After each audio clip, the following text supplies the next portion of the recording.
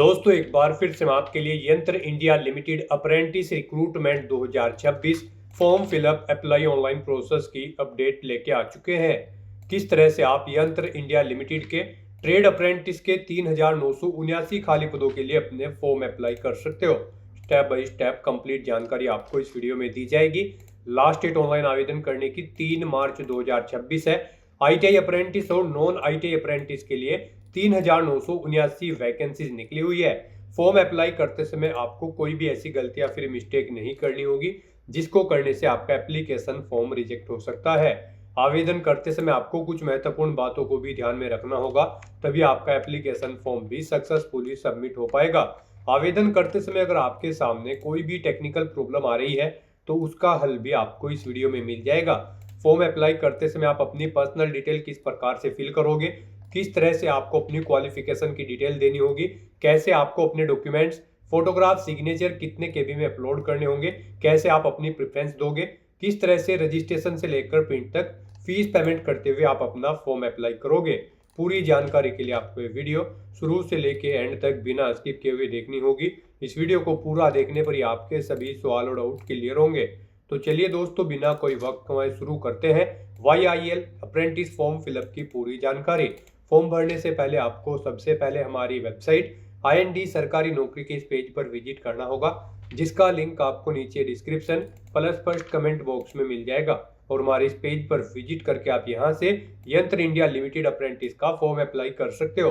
यंत्र India limited YIL Indian ordnance factory IOF भारतीय आयुध निर्माणी के अंतर्गत ट्रेड अप्रेंटिस की भर्ती निकली है। 3,979 वैकेंसीज है। ITI के लिए 2,843 है, नॉन ITI के लिए 1,136 वैकेंसीज निकली हुई है। लास्ट डेट ऑनलाइन आवेदन करने की 3 मार्च 2026 है। 8,000 से 9,000 सैलरी है। यहाँ पर नॉन ITI के लिए 10वीं पास कैंडिडेट अप्लाई कर सकते हैं। ITI अप्रेंटिस के लिए 10वीं पास के साथ में ITI ट्रेड सर्टिफिकेट मांगा गया है। 14 से 35 वर्ष आयु सीमा है। जनरल OBC के लिए 200 रुपये फीस है। SC ST PH EX serviceman female के लिए 100 रुपये फीस है, जो कि आप ऑनलाइन मोड से पेमेंट कर सकते हो। बिना परीक्षा की भर्ती है, मेरिट बेस पे आपका सिलेक्शन होगा। ऑनलाइन आप अप्लाई कर सकते हो, ऑल इंडिया से अप्लाई कर सकते हो। recruit-gov.com ये इसकी ऑफिशियल वेबसाइट है, जिससे आप ऑनलाइन आवेदन कर सकते हो। इंपोर्टेंट लिंक सेक्शन के अंतर्गत ऑफिशियल नोटिफिकेशन PDF लिंक पर क्लिक करके आप इसके PDF डाउनलोड कर सकते हो, जिसमें आपको कंप्लीट डिटेल देखने को मिल जाएगी। जैसे कि सबसे पहले आप आवेदन करने की डेट चेकआउट कर ले, उसके बाद में क्वालिफिकेशन की इंफॉर्मेशन आपको यहाँ पर दे दी गई है। वैकेंसीज की complete detail, how to apply procedure के लिए भी आपको यहाँ पर गाइडलाइंस दे दी गई है। साथ ही साथ यहाँ पर स्क्रॉल डाउन करते हुए सिलेक्शन क्राइटेरिया की इंफॉर्मेशन भी आप यहाँ से चेकआउट कर सकते हो। और यहाँ पर आपको सैलरी की जानकारी, कुछ टर्म एंड कंडीशंस आपको यहाँ पर दे दी गई है। फीस पेमेंट की जानकारी भी आप चेकआउट कर ले। साथ ही साथ यहाँ पर आपको फॉर्म अप्लाई करने के लिए गाइडलाइंस दी गई है, किन कारणों से आपका फॉर्म रिजेक्ट हो सकता है, कैसे आपका फॉर्म यहाँ पर आप सक्सेसफुली सबमिट होगा, क्या यहाँ पर आपकी ट्रेड वाइज, कैटेगरी वाइज और state wise, factory wise vacancies निकली हुई है, वो आप चेकआउट कर ले। स्क्रॉल डाउन करते हुए कंप्लीट इन्फॉर्मेशन आपको वैकेंसी से रिलेटेड यहाँ पर देखने को मिल जाएगी। फॉर्म अप्लाई करते समय फोटोग्राफ, सिग्नेचर का साइज क्या होना चाहिए अपलोड करते टाइम में, कैसे आपको अपने सभी डॉक्यूमेंट्स अपलोड करने होंगे, रजिस्ट्रेशन से प्रिंट तक आपको किस प्रकार से अपना फॉर्म अप्लाई कर लेना होगा। पूरी जानकारी के लिए आपको ये वीडियो शुरू से लेकर एंड तक देखनी होगी और इस PDF को रीड आउट कर लेना होगा। PDF रीड आउट करने के बाद में आपको अप्लाई ऑनलाइन के इस लिंक पर क्लिक करना होगा, तो आपके सामने ऑनलाइन आवेदन करने का ये ऑफिशियल पोर्टल ओपन हो जाएगा।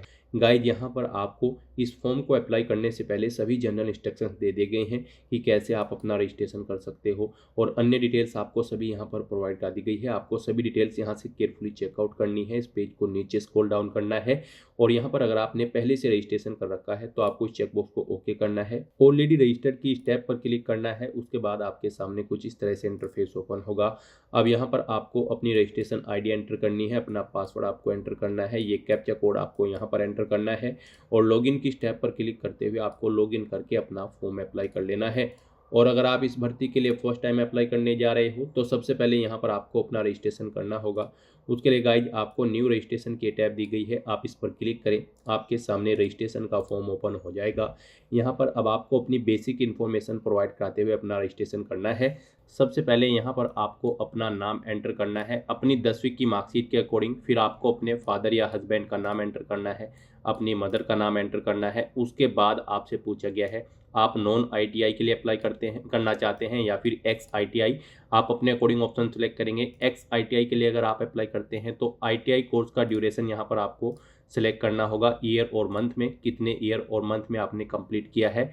और अगर आप नॉन ITI के लिए अप्लाई करते हैं तो फिर आपके सामने ये ऑप्शन शो नहीं होगा। उसके बाद आपको अपनी कैटेगरी सिलेक्ट कर लेनी है।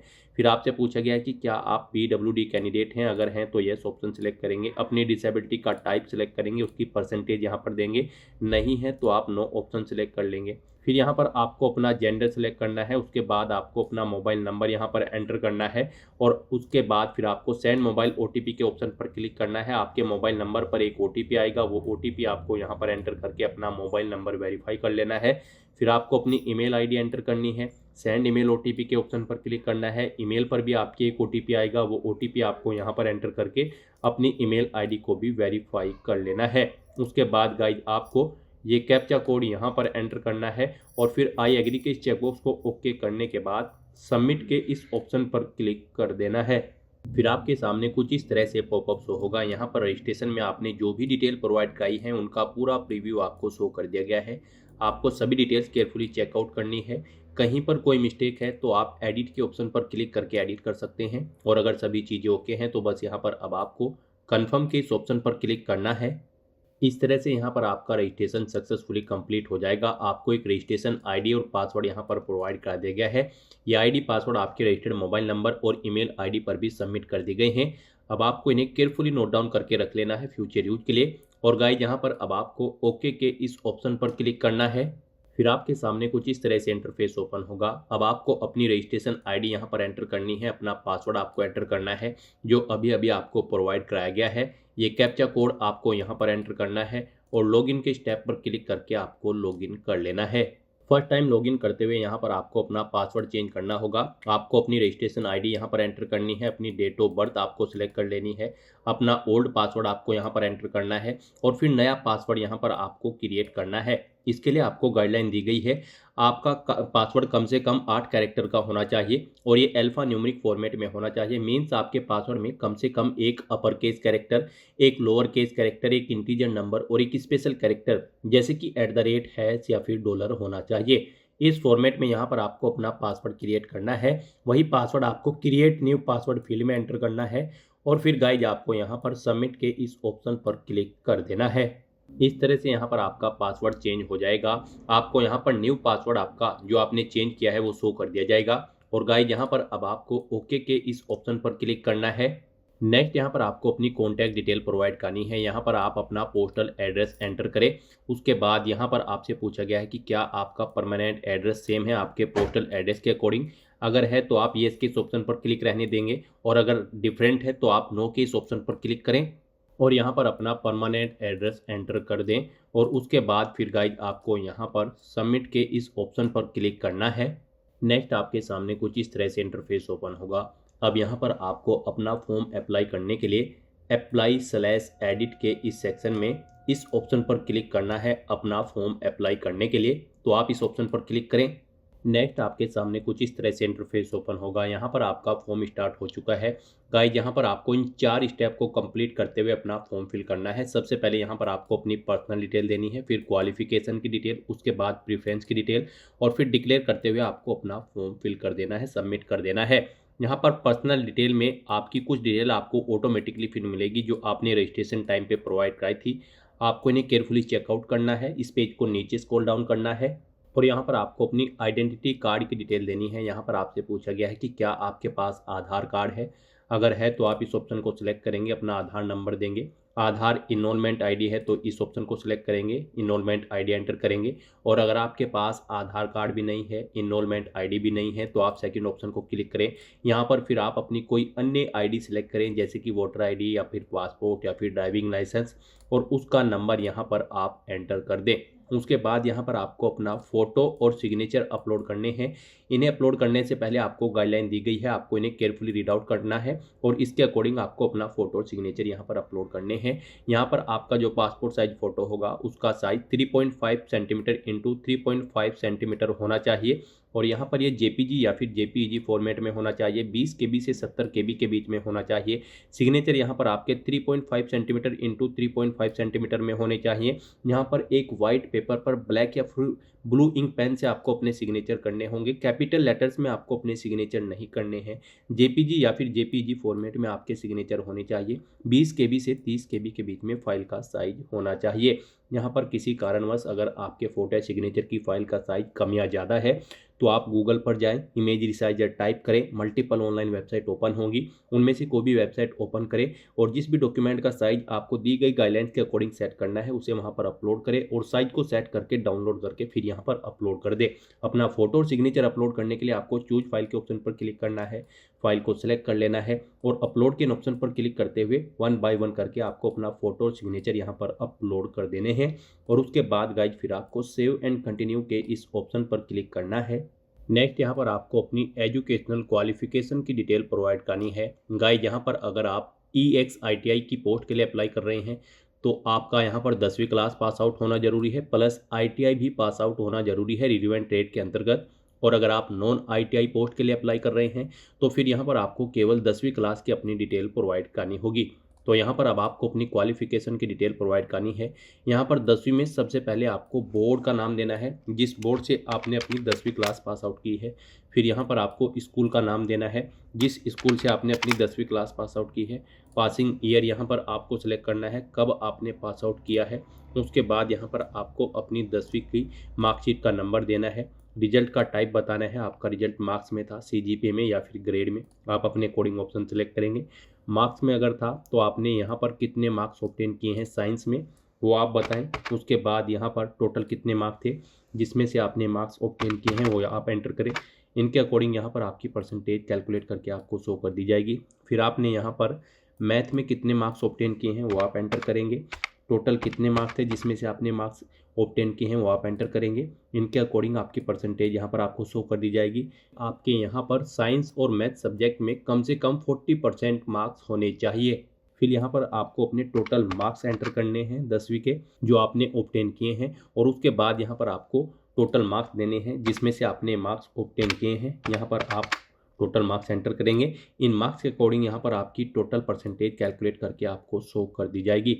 इस तरह से यहाँ पर आपको अपनी 10वीं क्लास की डिटेल प्रोवाइड कर देनी है। फिर यहाँ पर अगर आपने ITI भी पास आउट कर रखी है, आप ITI पोस्ट के लिए अप्लाई कर रहे हैं तो आपको अपनी ITI की डिटेल भी देनी होगी।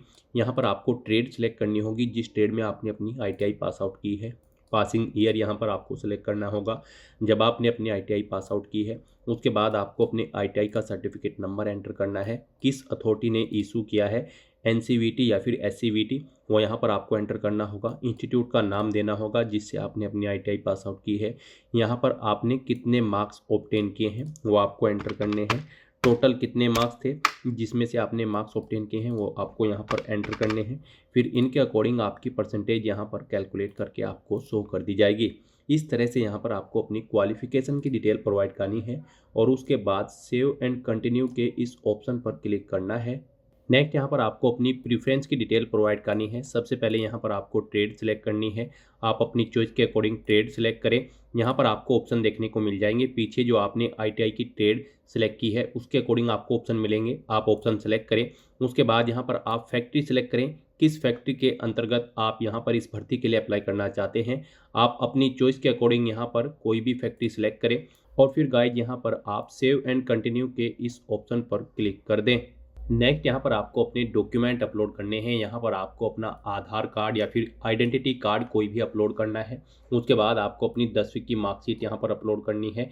फिर यहाँ पर आप अगर ITI पोस्ट के लिए अप्लाई कर रहे हैं तो आपको अपने ITI के सभी सेमेस्टर या फिर ईयर वाइज जो मार्कशीट है वो यहाँ पर आपको अपलोड करनी है। अपना ITI का ट्रेड सर्टिफिकेट यहाँ पर आपको अपलोड करना है और उसके बाद यहाँ पर आपको अपना कास्ट सर्टिफिकेट अपलोड करना है अगर आप रिजर्व कैटेगरी से बिलोंग करते हैं। इन डॉक्यूमेंट्स को अपलोड करने के लिए आपको यहाँ पर गाइडलाइन दी गई है। आपको दी गई गाइडलाइंस के अकॉर्डिंग ही इन डॉक्यूमेंट को अपलोड करना है। आपके डॉक्यूमेंट यहाँ पर PDF या फिर JPG या फिर JPEG फॉर्मेट में होने चाहिए। 100 KB से 200 KB के बीच में होने चाहिए। तो अपने इन डॉक्यूमेंट्स को अपलोड करने के लिए आपको चूज फाइल के ऑप्शन पर क्लिक करना है, फाइल को सिलेक्ट कर लेना है और अपलोड के इन ऑप्शन पर क्लिक करते हुए यहाँ पर आपको 1 बाय 1 करके अपने इन सभी डॉक्यूमेंट्स को यहाँ पर अपलोड कर देना है। उसके बाद आपको डिक्लेरेशन सेक्शन में आना है, इन डिटेल्स को रीड आउट करना है, फिर आपको I accept that I have gone through all the instructions के सामने इस चेकबॉक्स को ओके करना है और उसके बाद गाइज आपको यहाँ पर फाइनल सबमिट के इस ऑप्शन पर क्लिक कर देना है। फिर आपके सामने ये पॉपअप शो होगा। गाइज यहाँ पर अगर आपके फॉर्म में कोई मिस्टेक है तो आप एडिट के ऑप्शन पर क्लिक करके एडिट कर सकते हैं और अगर सभी चीज़ें ओके हैं तो बस यहाँ पर अब आपको कन्फर्म के इस ऑप्शन पर क्लिक करना है। नेक्स्ट यहाँ पर आपको आपके एप्लीकेशन फॉर्म का पूरा प्रीव्यू शो कर दिया गया है। आपको सभी डिटेल्स केयरफुली चेकआउट करनी है। इस पेज को नीचे स्क्रॉल डाउन करना है। यहाँ पर आपको आपकी कैटेगरी के अकॉर्डिंग एप्लीकेशन फीस का अमाउंट देखने को मिल जाएगा जो कि आपको पे करना है। और गाइस यहाँ पर अगर कोई मिस्टेक है तो आप एडिट के इस ऑप्शन पर क्लिक करके अपने फॉर्म में एडिट कर सकते हो और अगर सभी चीज़ें ओके हैं तो बस यहाँ पर अब आपको कन्फर्म के इस ऑप्शन पर क्लिक कर देना है। इस तरह से यहाँ पर आपका एप्लीकेशन फॉर्म सक्सेसफुली सबमिट हो जाएगा। आपको आपके डैशबोर्ड में टैग कर दिया जाएगा। यहाँ पर आप चेकआउट कर सकते हो। आपका जो फॉर्म फिल करने का स्टेप था ये ग्रीन कलर में ओके शो कर दिया जाएगा, यानी कि आपका फॉर्म सबमिट हो चुका है। आपका फॉर्म तो सबमिट हो चुका है लेकिन कंसीडर इसे आपके फीस पेमेंट के बाद ही किया जाएगा। तो यहाँ पर अब आपको अपना फीस पेमेंट करना है। उसके लिए आपको पेमेंट के इस सेक्शन में अब इस ऑप्शन पर क्लिक करना है। फिर आपके सामने कुछ इस तरह से इंटरफेस शो होगा। अब यहाँ पर आपको आपकी कैटेगरी के अकॉर्डिंग एप्लीकेशन फीस का अमाउंट देखने को मिल जाएगा। गाइस यहाँ पर जनरल ओबीसी के लिए 200 रुपये प्लस जीएसटी फीस है और रिजर्व कैटेगरी के लिए 100 रुपये प्लस जीएसटी फीस है। तो यहाँ पर आपको आपकी कैटेगरी के अकॉर्डिंग एप्लीकेशन फीस का अमाउंट देखने को मिल जाएगा। यहाँ पर अब आपको अपना फीस पेमेंट करने के लिए क्लिक टू प्रोसीड के इस ऑप्शन पर क्लिक करना है। इस चेकबॉक्स को ओके करने के बाद फिर यहाँ पर आपको फीस पेमेंट के इस इंटरफेस पर डायरेक्ट कर दिया जाएगा। यहाँ पर आप debit card, credit card, SBI corporate credit card, banking, net banking, UPI wallet या फिर एनईएफटी के माध्यम से अपना फीस पेमेंट कर सकते हो। यहाँ पर आपके लिए सबसे बेस्ट और ईजी ऑप्शन यूपीआई का रहेगा। आप यूपीआई के इस ऑप्शन पर क्लिक करें, उसके बाद यूपीआई क्यूआर के इस ऑप्शन पर क्लिक करें और फिर गाइज आप पे नाउ के इस ऑप्शन पर क्लिक कर दें। उसके बाद आपके सामने ये क्यूआर कोड शो होगा। आप इसे अपने यूपीआई से स्कैन करें और अपना फीस पेमेंट कर दें। सक्सेसफुली फीस पेमेंट करने के बाद यहाँ पर आपके एप्लीकेशन फॉर्म की सभी टास्क कंप्लीट हो जाएगी। उसके बाद आपको फिर आपके डैशबोर्ड में टैग कर दिया जाएगा। सक्सेसफुली फीस पेमेंट करने के बाद आपको अपने डैशबोर्ड में आकर प्रिंट एप्लीकेशन के इस सेक्शन में यहाँ पर इस ऑप्शन पर क्लिक करके अपने एप्लीकेशन फॉर्म का एक हार्ड कॉपी प्रिंट आउट ले लेना है फ्यूचर यूज के लिए, फ्यूचर रेफरेंस के लिए। तो दोस्तों ऐसे आप यंत्र इंडिया लिमिटेड ट्रेड अप्रेंटिस की इस भर्ती के लिए अपने फॉर्म अप्लाई कर सकते हो बिना कोई मिस्टेक किए हुए। आज की इस वीडियो में बस इतना ही। आई होप ये वीडियो आपको पसंद आई होगी।